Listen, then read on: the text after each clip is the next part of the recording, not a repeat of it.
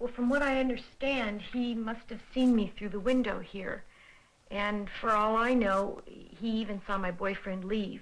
Big Pontiac, Mary King, Lincoln, 697, Mary King, Lincoln, 697, Pontiac. Where are you located? Police emergency. Hello? Hello. I'm sorry, I can't hear you. The phone's on the floor. What's the problem? Well, I've just been raped and Give me a description of the guy. Was he black or white? he was white. Okay, how old was he? Did you know him? No. Okay, but how old was he? Oh, probably 25. Okay, what color was his hair? Medium brown. How tall was he? About 5'10". All right, we'll send somebody right over. My hands are tied. I was scared to death. Obviously, I was just so frightened. But I thought to myself, almost on an intuition basis, it wasn't as if you're beyond thinking, but your intuition tells you something, and it told me that this man didn't want to hurt me if he didn't have to. And so I told him by shaking my head that I wouldn't say anything. He let go of me. Then later on, I began to have enough time to think, and I said to him, you better hurry up and get out of here because my boyfriend's coming back and you don't want him to catch you. This particular type of rape is what we call a hot prowl, which is where the suspect has broken into the victim's home and sexually assaulted her there. It could happen anywhere. It doesn't necessarily have to be this type of an area. It could be downtown, it could be in the financial district, it could be out in strictly a residential area. Anyone, anywhere, they could be the target of a rapist. I notice people watching me now. I'm bordering on a little bit of paranoia now, and I think that's good, because I know that people do watch you and do see where you go. What you must do is be aware of where you are, be aware of who you're with, the whole circumstances, your whole environment. Just totally be aware. I know that it can happen to me, and I think that's one of the most important things, is to realize that it can happen to anybody and not think it's going to happen to the other guy. I know that's not the case.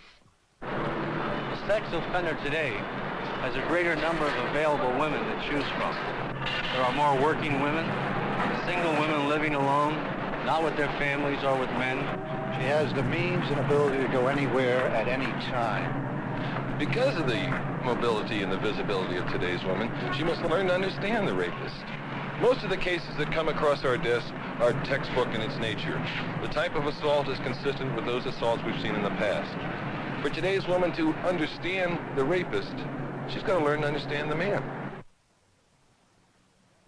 Before I got married, when I had committed some of these rapes, I had regular girlfriends that I was going out with. So it wasn't something, that was necessary. It wasn't what I was looking for, and it wasn't what he was looking for, and it wasn't what he was looking for. It was that the degradation, the humiliation, and that I chose, not, consciously said, well, I think I'll do this because that's more humiliating, but that's how it worked out.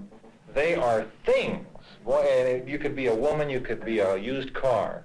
At that time, it would matter not.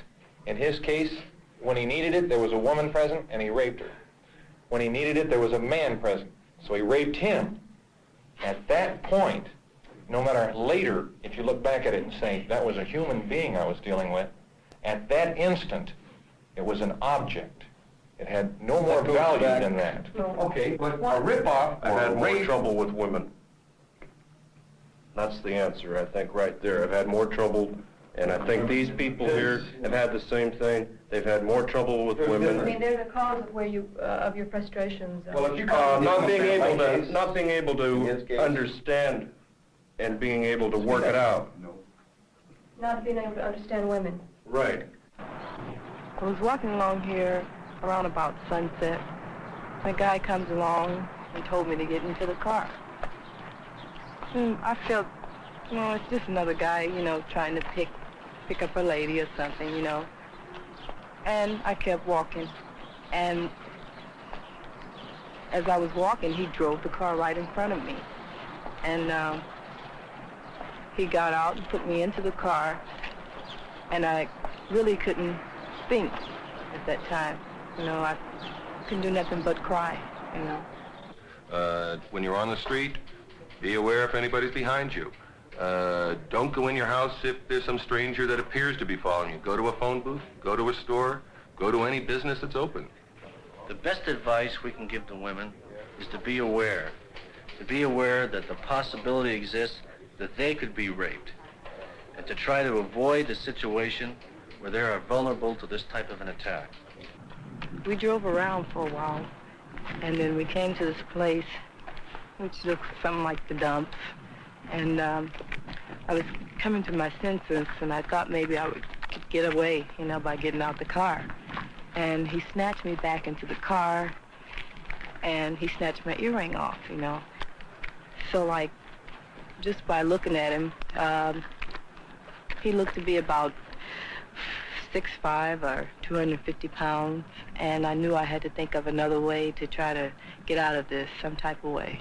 The best defense is once she finds herself in a situation where an overt act is taking place against her, she has to use her intuition. She has to use her wits. She must remain cool. Sometimes it's impossible to avoid the sex act.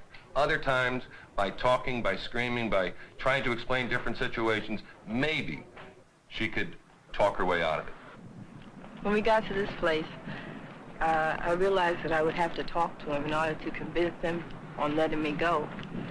And one of the ways I tried was saying that I was pregnant, and he didn't believe me about that. So right away I went into the story of saying I was 17.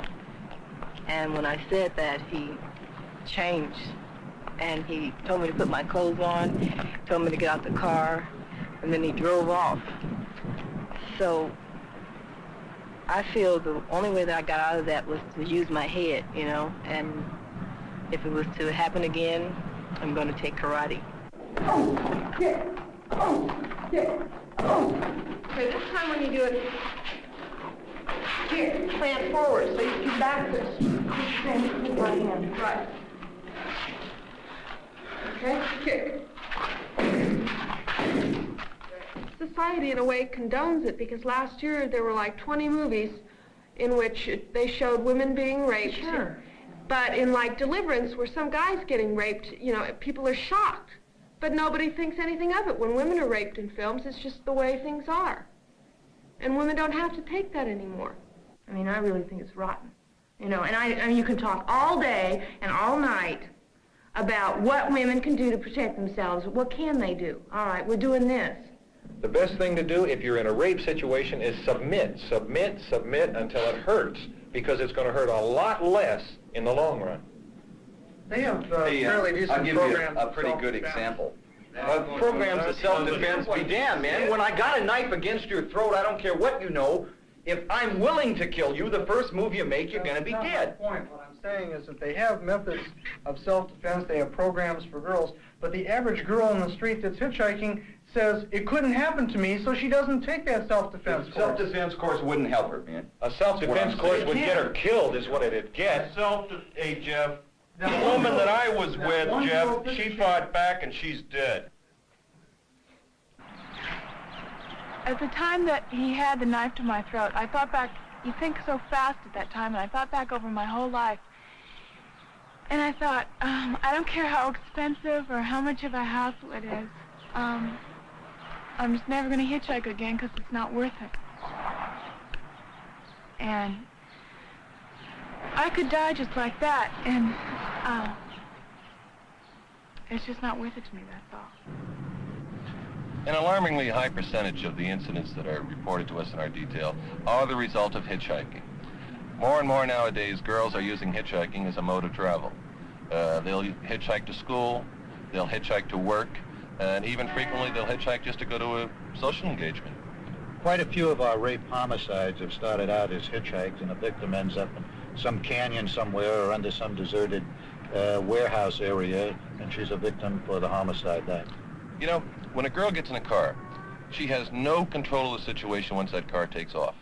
A good example of this is Nancy. Now, here's a girl that's been hitchhiking for years all over the country. She goes to state college, frequently hitchhikes to school. She's never really had any bad problems. Those few fellas made passes at her. That was really about it. Until one morning. I got in about here. I asked him if he was going to state college, and he said he was. So I got in the car, and he started asking me questions about school and told me that his car was having trouble. And then he told me to pick up some glasses. And he just told me, he didn't ask, and I didn't like his tone. I sort of was a little afraid, and then when I handed them to him, he told me to put them on, and I noticed he had a knife in his hand. And I wanted to just jump out of the car, but we were going too fast. So I told him that I was afraid to put the glasses on because they were completely covered with tape and I wouldn't be able to see. So I started crying, and I was pretending that I was freaked out, and that was why I couldn't cooperate better with him, and I didn't want to put the glasses on because I was afraid. I offered him my money and everything, and I kept looking around to see if there were any people around who could help me, and I was raising my voice and screaming as much as I could without openly defying him. And I had my hand on the door. It was hard to find. It was like a sports car, and I had the door open, and I was holding it shut with my arm, and I wanted to get out as fast as I could, but he didn't seem to be slowing down, and finally he told me to be quiet, and I wouldn't be quiet. I just kept screaming, and so he slowed the car down and reached over me to roll up the window, and when he did, I jumped out of the car and I ran down the street. A lot of the rapes that I committed, I probably wouldn't have. I would still have done something, and I might still have raped, but not near as often, and not near as easily, if those girls weren't out there hitchhiking, you know. It's their right to do it, but it's not the fact. And if you're going to look at it from a realistic point of view, just be realistic, you know. You're taking a chance of getting ripped off, you know, and how do you cut down those chances? A person has the right to go about and do whatever he wants to do, as long as it doesn't endanger or conflict what somebody else does. And they do. But there should still be, as you say, the fear or the awareness, whatever you want to call it, that a situation like this could happen. What have I done? Not much. There's not much I can tell you. What's your name? Tony. Tony, I missed it the first time around. Hey, I like you. What's your name? Sally. Sally. Drink here often? No, this is the first time I've ever been drunk. Well, it's the first time I've been. Whatever comes in your head. He was normal, pleasant. And I liked him. He was good looking and he was nice, and we talked a lot about psychology. Anyway, everybody had a good time, and got late, and I wanted to go home. And he said he'd walk me. Mary was one of these girls who was a victim of what we call a casual acquaintance. I wanted to take a taxi, but I live very close, so he insisted on walking me home, so I saw no harm in it. The relationship that Mary was looking for was never there at all. This man was a rapist. He had no intention of stopping once he got inside her apartment. He went into my bedroom and grabbed me and pulled me in. And I said to him, no, and he turned around, he was so bizarre. It was just totally different from what he was before. And he had no expression in his eyes. I said yes. And he started hitting me, and I started struggling and screaming. And I got away from him and ran to the front door and opened the door, and I was screaming, and he got between me and the door, and he shoved me against the wall, and then he started hitting me more, and he kept threatening me.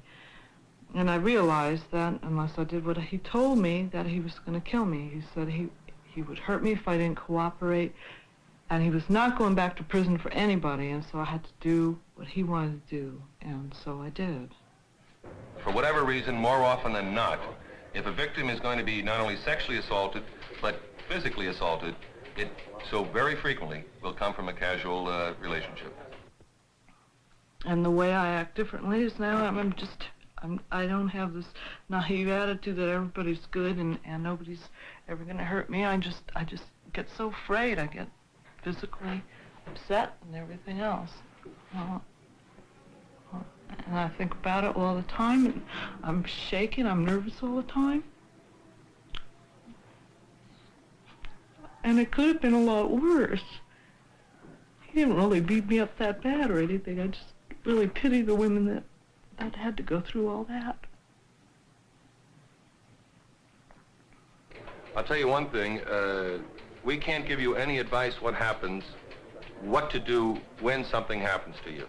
The only suggestion the only thought we could leave with you is that it's far better if the sex crimes detail ends up handling a case that you might be involved in than the homicide detail. You must be cool, you've got to use your wits, you've got to use what's ever available to you once an act starts. And again, be aware of who and what is around you. We don't want to try to make anybody feel paranoid, but it's much greater to look over your shoulder once than to find somebody grabbing you and pushing you into a car. Basically, I don't go anywhere anymore by myself. Usually I'll take a cab, or there's a guy with me, or I don't too much catch the bus by myself anymore. I just don't hitchhike anymore. I used to do it all the time, anywhere I wanted to go.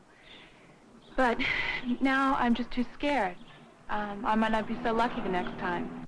Just in general, being more aware, just paying attention, not trusting everybody, not assuming that everybody's okay, because they're not. There's nuts all over this place. If you are the victim of a sexual assault, then we ask you to let us know about it, to come to the police, to advise the police. So often we hear of girls who, through one means or another, we hear a girl was a victim of assault. She did not come to the police. We can't undo what's already happened to you. It's not like you lost your purse or your television set. We can't get that back for you. What we could hope that you might do is feel responsible enough to assist us in preventing this person from doing it to another one like you.